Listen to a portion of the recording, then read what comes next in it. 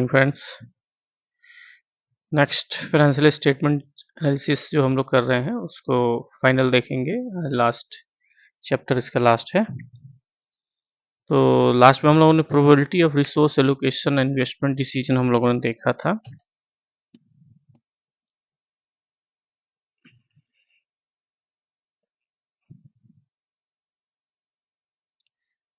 इसके पहले जो हम लोगों ने देखा था वो यहाँ देखा था, ठीक है। ROI रिटर्न ऑन इन्वेस्टमेंट तक आए थे हम लोग। और रिटर्न ऑन इन्वेस्टमेंट क्या होता है? Net profit after interest and tax divided by net tangible assets, ठीक है। नेट टेंजिबल एसेट्स, ठीक है। तो ROI किस लिए हम लोग रिटर्न ऑन इन्वेस्टमेंट किस लिए कैलकुलेट करते थे? Assessing the overall effectiveness of management in generating profit for available resources, payoff from investment and assets, overall liquidity, ये देखा हमने, ठीक है। तो हम लोग लास्ट यहाँ तक थे, फिनिश 210 नंबर चैप्टर। आइए देखते हैं नेक्स्ट, यहाँ से शुरू करते हैं। Probability of resource allocation of investment decision क्या हो सकता है? The higher the measure the better ROI, the higher the measure the better. ROI is क्या है? Return on investment is an important ratio because the underlying implications it hold for the growth prospect of the firm and its ability to attract capital, ठीक है। देखिए return on investment क्या indicate करता है? Indicate gain और loss generated on an investment relative to the amount of money investment. जितनी money हम invest कर रहे हैं उससे हमको लॉस हो रहा है या गेन हो रहा है, ठीक है। उससे रिटर्न क्या मिल रहा है? रिटर्न ऑन इन्वेस्टमेंट, जो हमने इन्वेस्टमेंट किया। ROI is usually expressed as percentage के टर्म में हम लोग लेते हैं। Typically used for personal finance decision to compare a unit profitability और compare the efficiency of different investment, ठीक है। चलिए working capital turnover ratio जो है एक देखते हैं हम लोग। वर्किंग कैपिटल टर्नओवर रेशियो, देखिए वर्किंग कैपिटल मतलब आप जो है आपने किसी को CC दिया, ठीक है। CC जब दिया तो वो क्या करेगा? CC से आइटम परचेज करेगा, रॉ मटेरियल परचेज करेगा। अगर वो ट्रेडर होगा तो सीधे परचेज करके सेल्स करेगा, ठीक है। और फिर वो दोबारा फिर रॉ मटेरियल परचेज करेगा, ठीक है, जो भी चीज़ है। तो वर्किंग कैपिटल का टर्नओवर, इस जो CC का है वो कितना टर्नओवर किसके बेसिस पर निकालेंगे? जब रॉ मटेरियल खरीदेगा परचेज के बाद वो कितनी बार मतलब घुमा, रोटेशन हुआ उस पैसे का, तो उसका, ठीक है।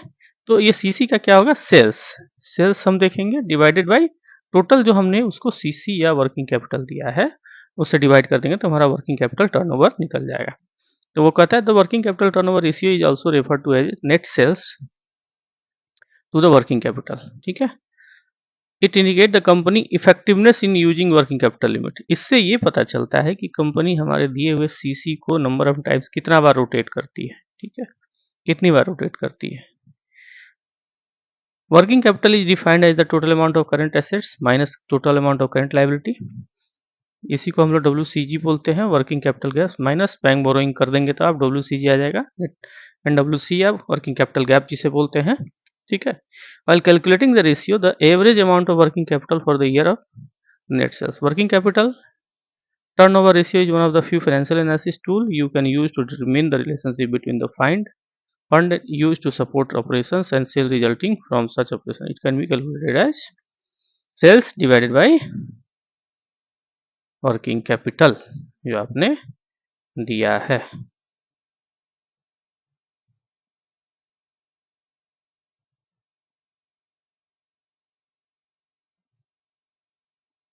ठीक है।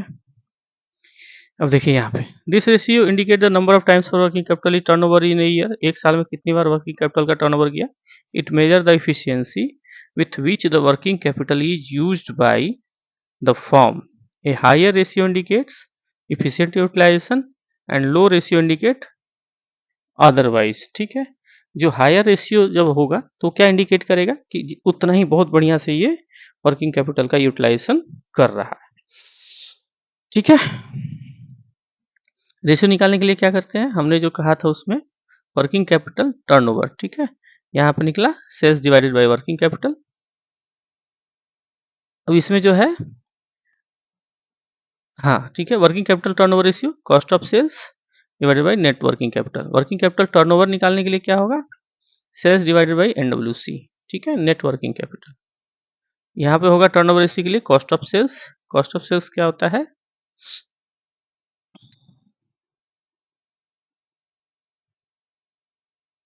कॉस्ट ऑफ सेल्स क्या होता है? Opening stocks plus purchase minus closing stocks, तो वो क्या हो जाता है? Cost of sales. Cost of sales, ठीक है, ये आपका हो जाता है।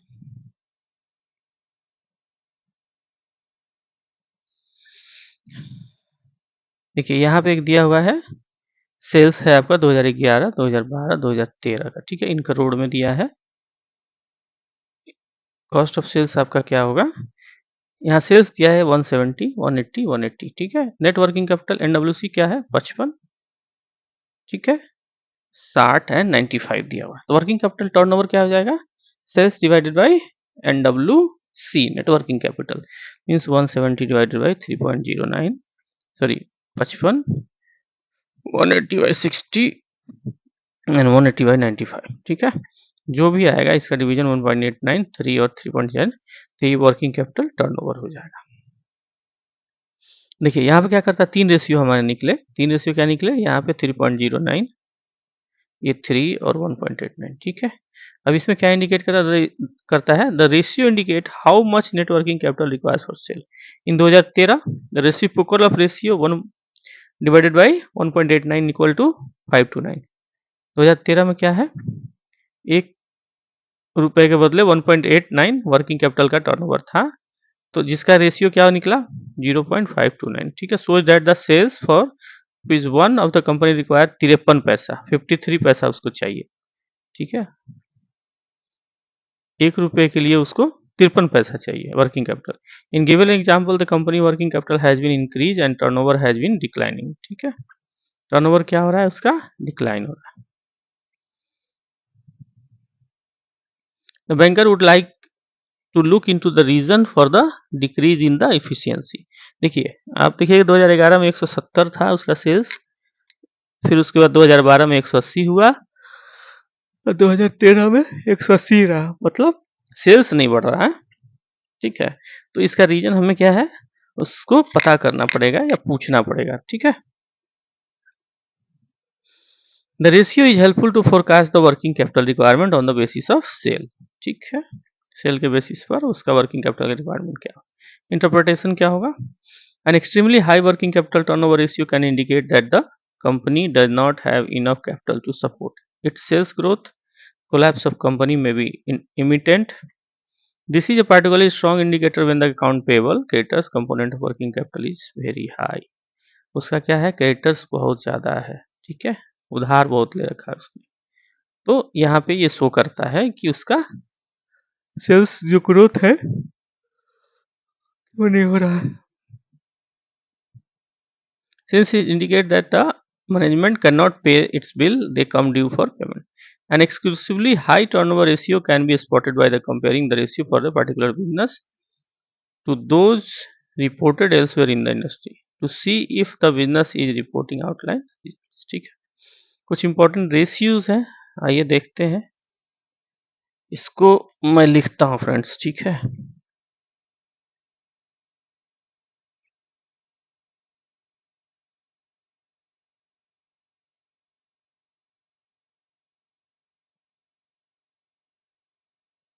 देखिए द समरी एक देखते हैं इंपॉर्टेंट रेशियोज क्या क्या है। देखिए यहाँ रेशियो है, कंप्यूटेशन कैसे करेंगे, एक्सप्रेस इन परसेंटेज, और उसका पर्पस क्या होगा, ठीक है।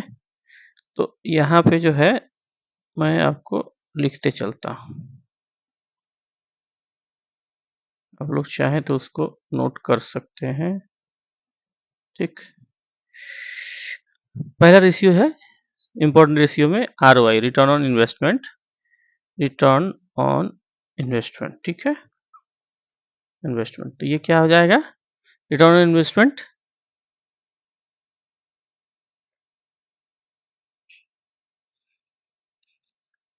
हम लोग निकाला था, return on investment net profit after tax interest tax divided by net tangible assets, ठीक है। ये हो जाएगा नेट प्रॉफिट आफ्टर टैक्स, ठीक है। सॉरी, एक मिनट।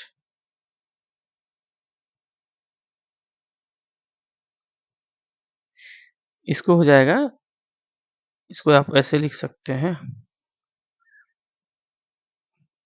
रिटर्न ऑन इन्वेस्टमेंट जो होगा वो होगा फ्रेंड्स नेट प्रॉफिट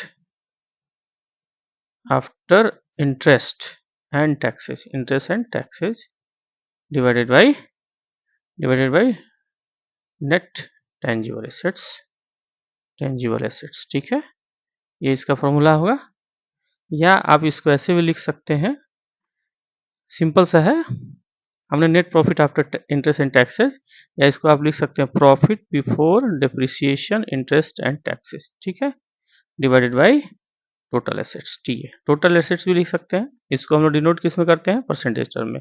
इसका यूज क्या है, पर्पस क्या है, to evaluate profitability of total, to evaluate profitability. इसका किस लिए हम निकालते हैं, प्रॉफिटेबिलिटी के लिए निकालते हैं ऑफ टोटल एसेट्स जो हमने लगाया है, एसेट्स डिप्लॉयड। ठीक है, ये दो चीज हो गया। रिटर्न ऑन इन्वेस्टमेंट निकालने का तरीका क्या होगा, net profit after interest and tax divided by tangible net worth.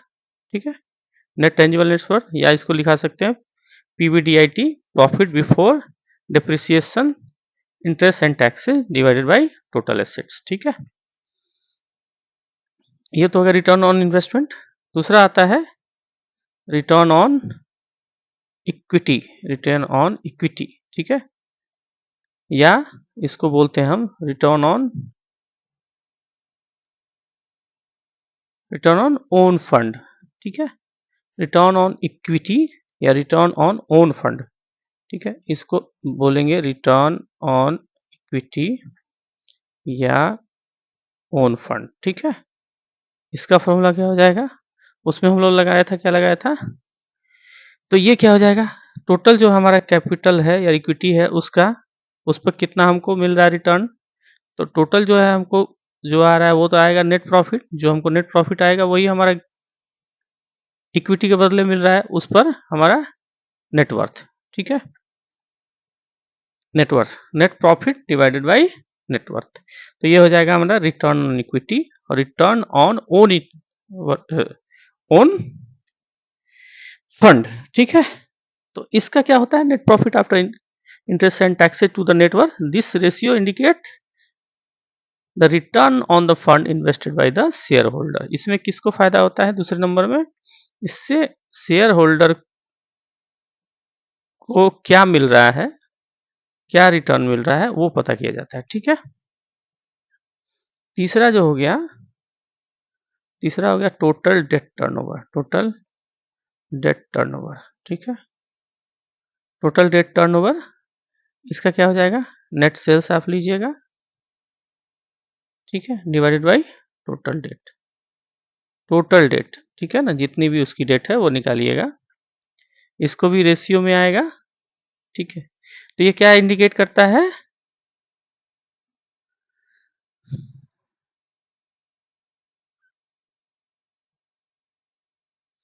This ratio indicates the extent of total dates turned in achieving the sales। ठीक है, a high ratio shows greater efficiency, अगर ये high ratio है इसका तो greater efficiency मानी जाएगी। ठीक है, चौथा नंबर है assets turnover ratio, turnover ratio, assets turnover ratio किस में निकालेंगे, देखिए एसेट्स और टर्नओवर रेशियो। ठीक है, तो इसका क्या हो जाएगा formula, sales divided by total operating assets, operating, ठीक है, एसेट्स, ऑपरेटिंग एसेट्स। ठीक है, इससे क्या होता है, total operating assets is, total operating assets कैसे निकालेंगे फिर, ये टोटल ऑपरेटिंग एसेट्स क्या होगा, एसेट टर्नओवर रेशियो के लिए आएगा sales divided by total operating assets. Total operating assets कैसे निकालेंगे, ये आ जाएगा आपका net of total assets, total assets, ठीक है, माइनस इसको करना है रिवैल्यूएशन रिजर्व्स, ठीक है, comma capital work in progress, work in progress, ठीक है, advance supplier to, advance to supplier, supplier,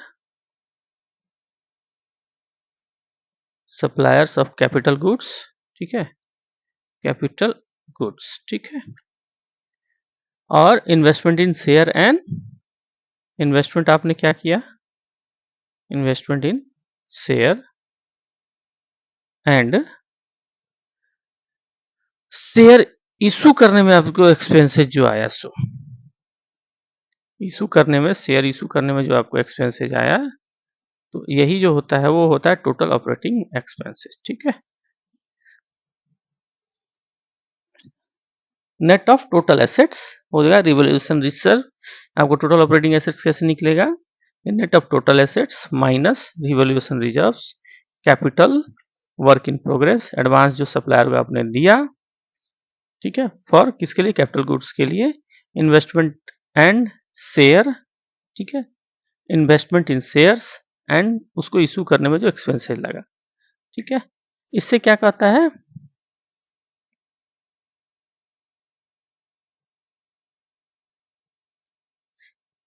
minimum ratio in respect of the manufacturing unit should be 1 होना चाहिए, but in case of trade where value added is very small compare to the manufacturing industry this ratio should not be less than 2, ठीक है। Manufacturing के case में 1 होना चाहिए, trading के case में नॉट लेस देन 2 होना चाहिए, मतलब 2 से नीचे नहीं होना चाहिए, ठीक है। Fix turnover assets, fix asset turnover ratio, चलिए फ्रेंड्स लिखते हैं तो थोड़ा समय लगेगा, एक एक करके इसमें समझते ही जाते हैं क्योंकि आपकी वीडियो हो जाएगी लंबी, कभी मैं बोर्ड पे जो पढ़ाऊंगा तो फिर वो, ठीक है। देखिए fix turnover, fix asset turnover ratio, fix assets ये भी आएगा नेट सेल्स, यहाँ भी देखिए आपको यहाँ क्या दिया था, सेल्स दिया था, एसेट्स में टोटल ऑपरेटिंग एसेट्स, ठीक है, टोटल ऑपरेटिंग एसेट्स में बता दिया था आपको, यहाँ फिक्स एसेट टर्नओवर में net sales divided by operating fix assets, ठीक है, नंबर में होगा, to determine fix assets utilization to be compared with the industry average meaningful come, total assets turnover ratio क्या होगा, ये होगा net sales divided by total operating assets, ठीक है। तो इससे हम क्या पता करते हैं, to determine the level of asset utilization to be compared with the industry average and meaningful conclusions. Gross profit ratio, gross profit देखिए, gross profit divided by net sales क्या होगा, to determine the operating efficiency of the business in keeping the rate of gross profit stable in increasing to be compared with the industry average for the meaningful conclusions. Operating profit क्या होगा, operating profit जो आएगा so, ठीक है, divided by net sales, यहाँ gross profit divided by net sales, operating profit divided by net sales, to determine the operating efficiency, operating efficiency से पता करते हैं of the business in keeping view of the rate of operating profit stable और increasing, ठीक है। Finish goods stock turnover ratio, तो इसमें आएगा cost of goods sold divided by finish goods. Friends ये सब जो है ना बस आपको याद रखना है, वैसे ये सब कैलकुलेशन आपकी जरूरत नहीं पड़ती है, बड़े बड़े कॉर्पोरेट वाले में जरूरत पड़ती है। डेटर्स टर्नओवर रेशियो आप याद रखिएगा, इंपॉर्टेंट है, डेटर्स टर्नओवर या डेटर्स वेलोसिटी रेशियो, इसे बोलते हैं gross sales divided by trade debtors, ठीक है, जितना सेल है उसका divided by trade, to determine the saleability of the product and efficiency of collection department, ये इंपॉर्टेंट है, ठीक है। ग्रॉस प्रॉफिट रेशियो इंपॉर्टेंट है, ऑपरेटिंग वाला है, ठीक। फिक्स टर्नओवर की जरूरत नहीं है, वो इतना पूछेगा नहीं। रिटर्न ऑन इन्वेस्टमेंट जरूर पूछेगा, इसको देखना है आपको, और रिटर्न, ठीक है, ये आपको इंपॉर्टेंट है, ये देखते जाना है। क्रेडिटर्स टर्नओवर रेशियो, क्रेडिटर्स मतलब जो आपने परचेज किया, तो purchase divided by trade creditors, ठीक है। To determine the ability of firm to obtain market credit, market से कितना क्रेडिट उठा पा रहा है, क्रेडिटर्स टर्नओवर या क्रेडिटर्स वेलोसिटी रेशियो से पता चलता है। डेटर्स वाले में क्या है, gross sales divided by total debtors, ठीक है। यहाँ पे क्या है, इसमें क्या था, डेटर्स में सेल, क्रेडिटर्स में परचेज, ठीक है। रेशियो इंटरप्रिटेशन कैसे करते हैं, देखिए अब नेक्स्ट चैप्टर जो आ गया हमारा रेशियो इंटरप्रिटेशन, इसी में फाइनेंशियल स्टेटमेंट में जो है आपको आता है अब रेशियो इंटरप्रिटेशन। करंट रेशियो क्या होता है, करंट रेशियो जब हाई होगा तो हाई लेवल ऑफ इन्वेंट्री होगी, high level of book debts होगा, मार्केट क्रेडिट हार्ड होगा टू कम बाई, और लो होगा तो unable to pay the creditors, तब हम क्रेडिटर्स को अपने पे नहीं कर पाएंगे। एसिड टेस्ट रेशियो में क्या होगा, आइडियल फंड्स होंगे, हाई होगा तो स्ट्रेन ऑन स्टेबिलिटी होगा। Solvency ratio, solvency ratio high और लो के केस में डेट इक्विटी रेशियो अगर हाई होगा तो लो स्टेक होगा और ओवर ट्रेडिंग होगी, ठीक है।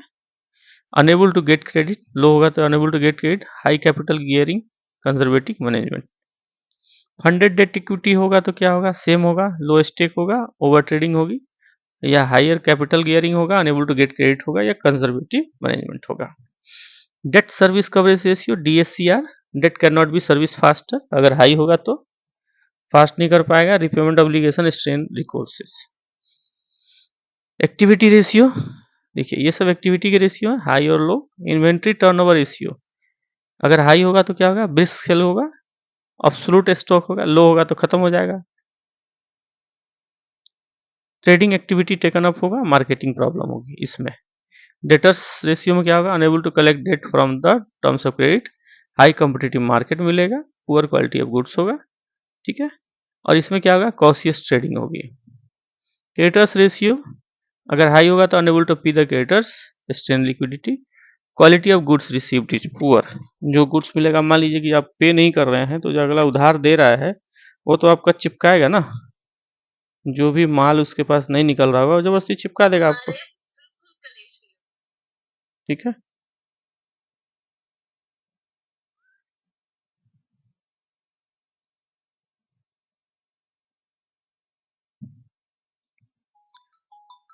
Pro, product in great demand, ठीक है। क्रेडिटर्स रेशियो में प्रोडक्ट इन ग्रेट डिमांड। चलिए प्रॉफिटेबिलिटी रेशियो, देखिए रिटर्न ऑन इन्वेस्टमेंट, एक मिनट, प्रॉफिटेबिलिटी रेशियो, ठीक है। प्रॉफिट क्या बन रहा है उसमें जो कहता है कि अगर रिटर्न ऑन इन्वेस्टमेंट हाई होगा तो इफेक्टिव यूटिलाइजेशन ऑफ एसेट्स होगा, एसेट्स का इफेक्टिव यूटिलाइजेशन होगा।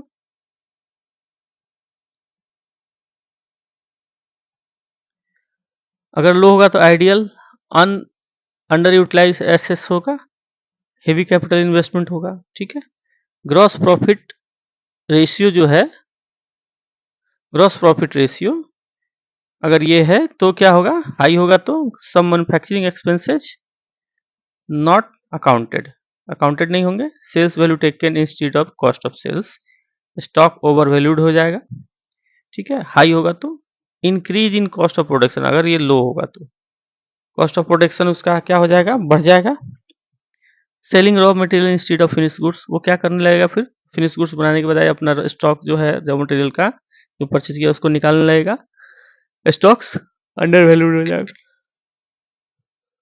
ऑपरेटिंग प्रॉफिट रेशियो अगर हाई होगा तो क्या होगा फिर, यहाँ देखिए इस केस में हायर टर्नओवर होगा, अगर लो होगा तो लो टर्नओवर होगा। पब्लिक यूटिलिटी सर्विस होगी, ठीक है। नेट प्रॉफिट रेशियो अगर हाई होगा तो non operating profit is high होगा, आउटसाइड इन्वेस्टमेंट, ठीक है। लो होगा तो low turnover, absence of non operating income, दोनों है। अब देखिए ratio, uses of ratio analysis, हम लोग रेशियो एनालिसिस का यूज क्यों करते हैं, ठीक है। तो कहता है कि रेशियो एनालिसिस इज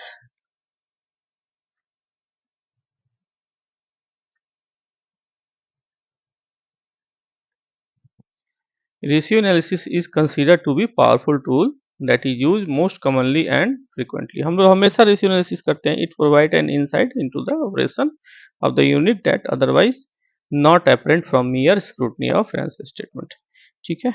हम लोग इसलिए रेशियो एनालिसिस करते हैं, इससे कि उसके शरीर के सारे बीमारी जो है या उस फर्म की सारी बीमारी पता चल जाती है। अदरवाइज जब ऊपर आप देखेंगे, ऊपर में तो ऊपर झापर जिसको बोलते हैं, जिससे बहुत कुछ आपको पता नहीं चलता है। ठीक है।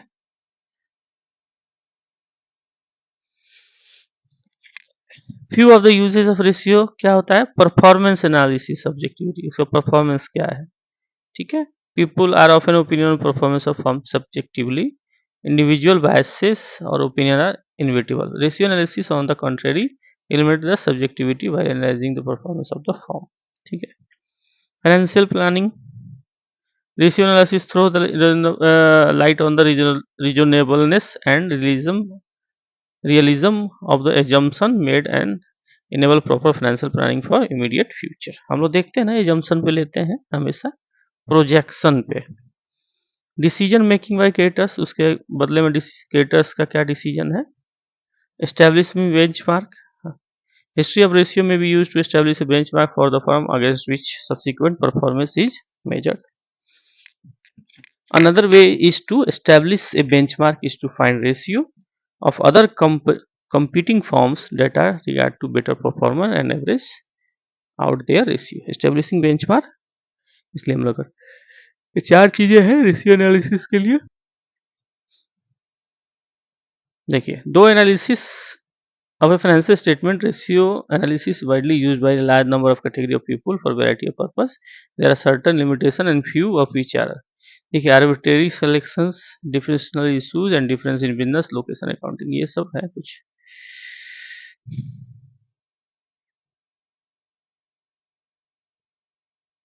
एक होता है फंड फ्लो स्टेटमेंट। ठीक है। Next,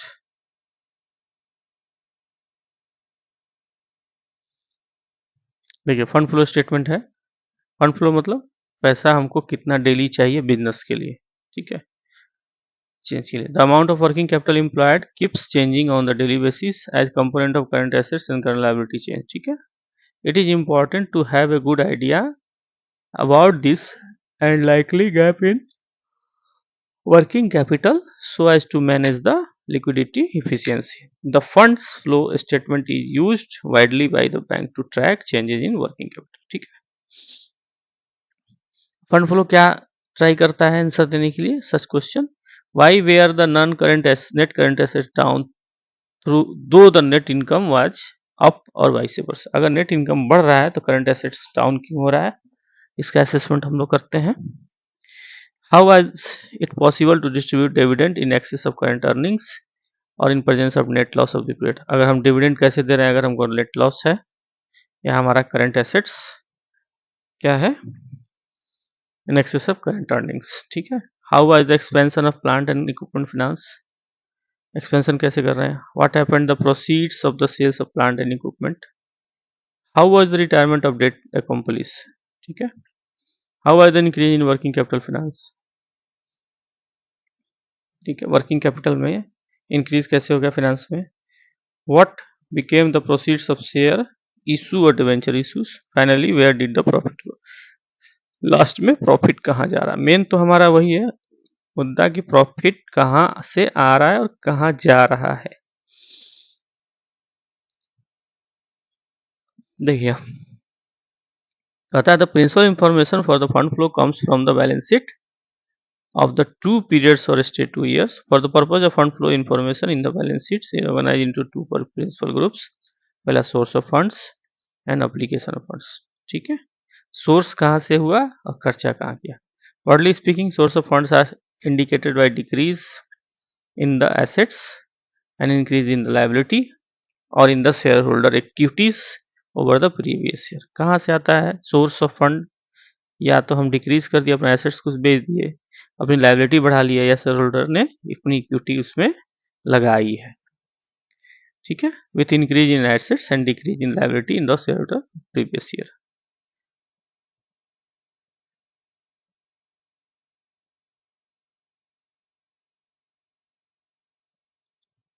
The statement can also be prepared for many years. Comparative fund flow statement covering several years of operation of a firm provides useful information on the financial method used in the past, dividend policies followed, and the contribution of fund derived from the growth. अब ये fund flow statement हम कैसे बनाते हैं जरा देखिएगा, ठीक है।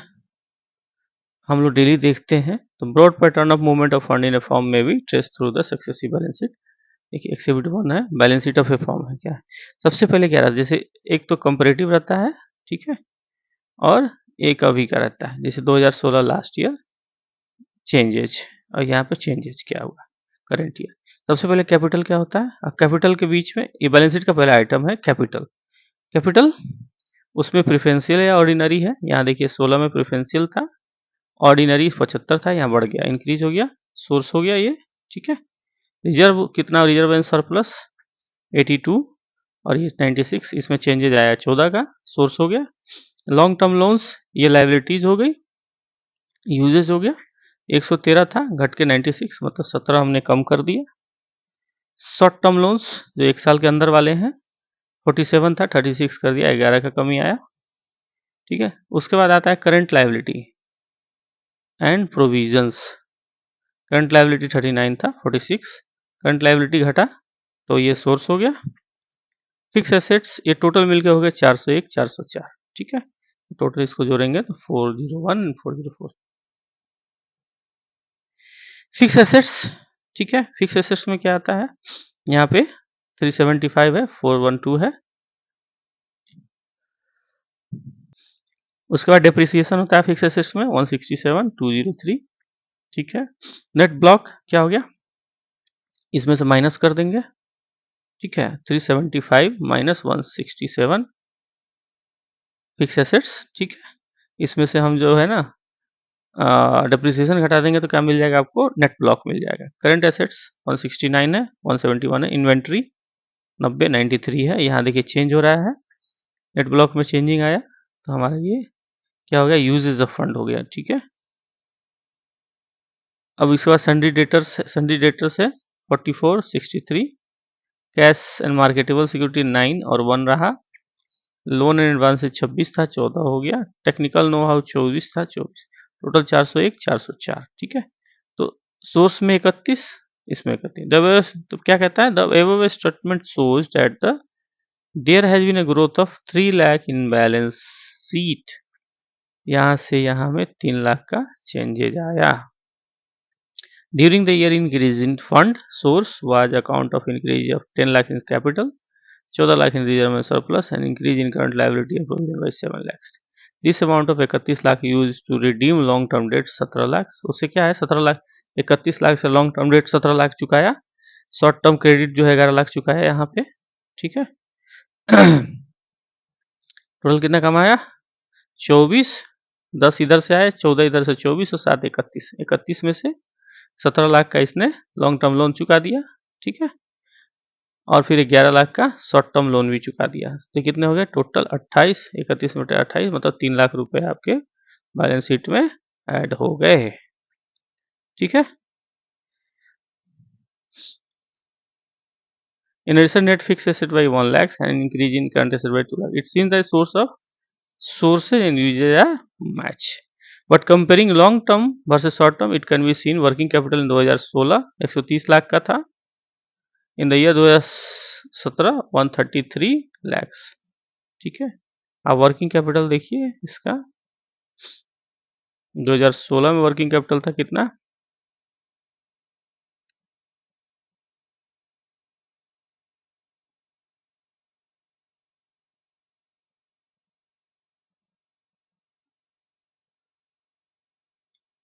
वन थर्टी लैक्स 133 लैक्स, ठीक है।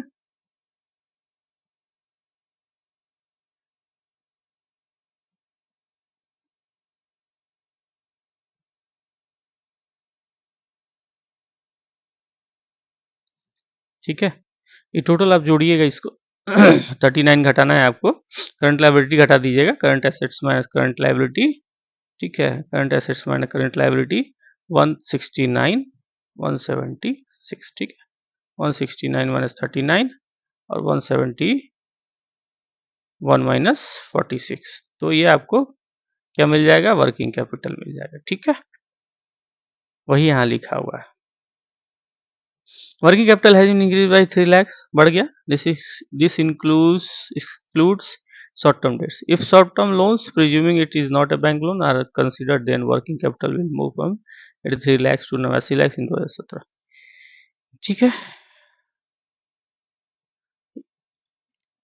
देखिए, in case of A is increase in sources of account of syndicators has been used for long term usage. In case of B, long term usage 6 lakhs has been used for working capital.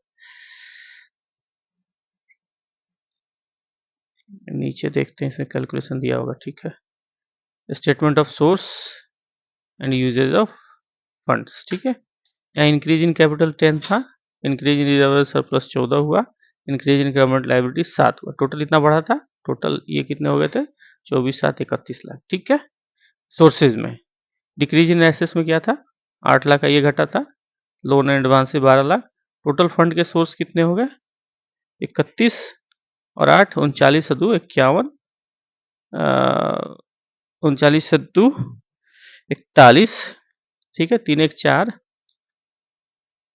कितना हो गया ये, 12 8 20, 20 और 31 51. ठीक है, अब increase in fix assets में क्या हुआ, 1 लाख. करंट इन्वेंट्री 3 लाख बढ़ा था, debtors 19 lakh, decrease in long term 17 51. Total balance है, कैलकुलेशन हो गया. ठीक है, अब nature of source and uses of funds क्या होगा. फ्रेंड्स, कहीं भी दिक्कत आए तो आप उसको जो है वीडियो को स्लो करके एक बार देख लीजिए. है तो बहुत लंबी चैप्टर ये अभी भी.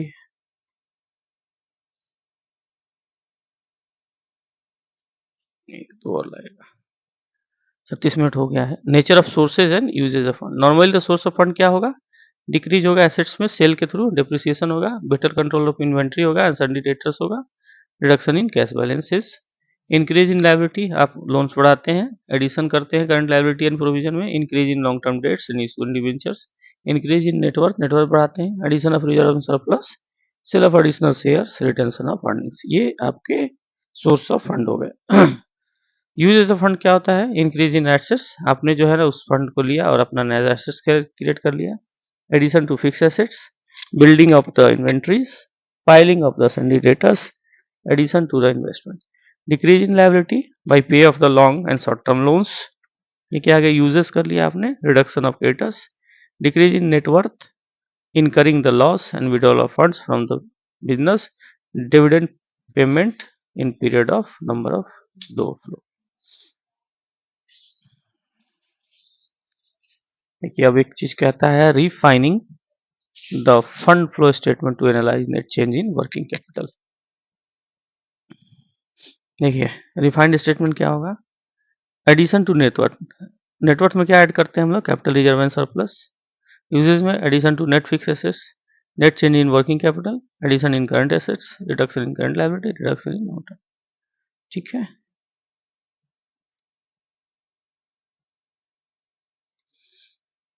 देखिए, addition of current assets has been calculated as flows. कैसे करते हैं, इंक्रीज इन इन्वेंट्री, मान लीजिए 3 लाख दिया है, इंक्रीज इन सन्डी डेटर्स 19 हो गया, टोटल 22 हो गया. ठीक, less decrease in cash and marketable security 8 lakh, loans हमने 12 लाख घटाए, टोटल 20 लाख घट गया. तो नेट एडिशन कितना हुआ, 22 माइनस 20 इक्वल टू 2 लाख. अब कहता है करंट लायबिलिटी में क्या चेंजेस आए, increase in current liability and provision 7, reduction in short term से 11, करंट एसेट्स में आपको चेंजेज आ गए -4 के. नेट वर्किंग कैपिटल कितना हो गया चेंज, 6 लाख का. ठीक है,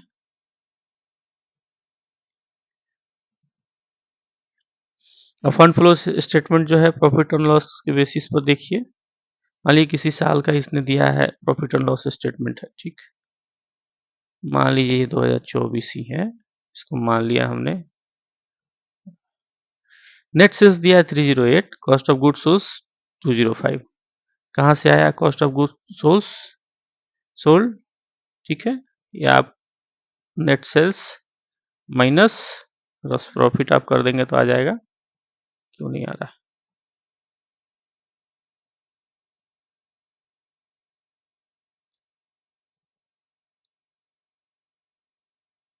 103. एडमिनिस्ट्रेटिव सेलिंग एक्सपेंसेस कितना है, घटा दीजिए इसमें से 21. ऑपरेटिंग प्रॉफिट कितना आ जाएगा 82. अदर इनकम 1 रुपये. तो earning before interest and taxes EBIT कितना होगा 83. ठीक है, अब इसमें इंटरेस्ट आपने दे दिया 13 रुपये का, टैक्स 13 रुपीज़ का, नेट प्रॉफिट आपका 40 आ गया। ये दोनों को जोड़िए, इसमें से घटा दीजिए 40 आ जाएगा। डिविडेंड आपने दे दिया कस्टमर को 16 रुपये का, प्रेफरेंशियल शेयर आपने 3 रुपये, ऑर्डिनरी 13 रुपये का, रिटर्न अर्निंग आपको 24 रुपये मिल गया। तो ये क्या होता है, inclusive depreciation of 36 lakh. The statement above reviews that the increase in net worth is rupees 24 lakhs from the net profit after 16 lakhs of dividend. Depreciation 36 lakhs is added back. ठीक है। अब जैसे देता है net income 40, depreciation 36, dividend paid आपने 16 कर दिया, addition in gross assets में आपने 37 बढ़ा लिया। सोर्सेज यहाँ 76 हुआ था, net change in working capital 6, reduction in long term debt 17, total 76। Cash flow statement.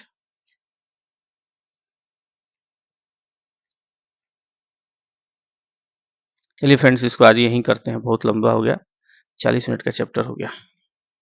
ठीक है फ्रेंड्स, अगर आपको हमारा चैनल अच्छा लग रहा हो, देखिए कहीं भी कोई दिक्कत हो तो आप वीडियो को वहाँ स्लो करें, समझ में आ जाएगा। मैंने आपको किताब से लाइन बाय लाइन बताया है, बाद में मैं जब लिख रहा था मैं वैसे ही आपको जो है एक एक करके बाइफरकेट करके बताऊंगा। ठीक है, ये मत समझिएगा कि मैं बुक की रीडिंग कर रहा हूँ, बुक की रीडिंग नहीं, जहाँ भी आप मुझे ज़रूरी लगता है मैं आपको समझा देता हूँ। ठीक है, बट किताब में कभी कभी लाइन बाय लाइन पढ़ना भी जरूरी होता है, क्योंकि IIBF के एग्जाम बहुत ही टफ होते हैं, वो कहाँ से किस लाइन से पूछ देगा वो हमें पता नहीं चलता है। ठीक है फ्रेंड्स, तो आप हमारी वीडियो को स्लो कर लीजिए, स्लो करके आप देख सकते हैं। ठीक है, एक बार पुनः रिक्वेस्ट है, अगर आपको हमारा चैनल अच्छा लग रहा है तो इसे फ्रेंड्स लाइक जरूर करिए, शेयर करिए, ठीक है, सब्सक्राइब भी करिए। ठीक, जितना बढ़ेगा उतना ही हमें अच्छा लगेगा। Okay, thank you.